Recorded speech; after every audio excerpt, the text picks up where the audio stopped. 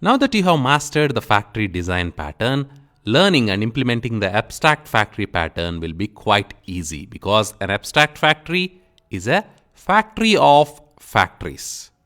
That is, a factory pattern was hiding the details of object creation, and a factory of factories or an abstract factory hides the creation of the factory itself.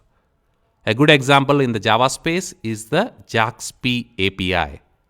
JAXP stands for Java API for XML parsing. Using this API, we can read, write, and update the elements in a XML file. The key class in this API is the document class that represents a XML document in memory. To create a document class, we use a document builder.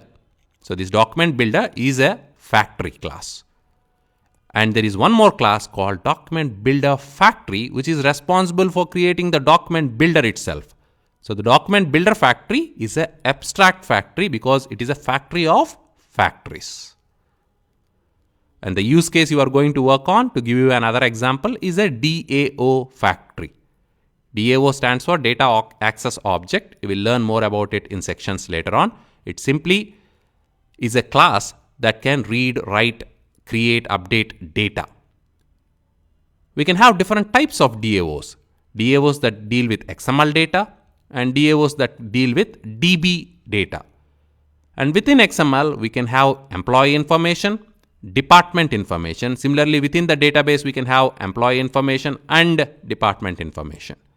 So here you can see that we can have a factory to deal with these separate DAOs. We can have a DB DAO factory that can give us one of these classes here when our application needs them. And we can have a XML DAO factory which can give one of the classes here.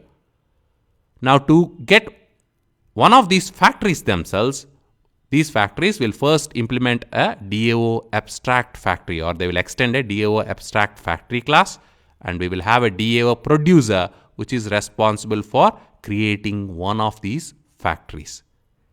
So abstract factory is a factory of factories. It simply creates the factory we need when we have multiple factories in our application.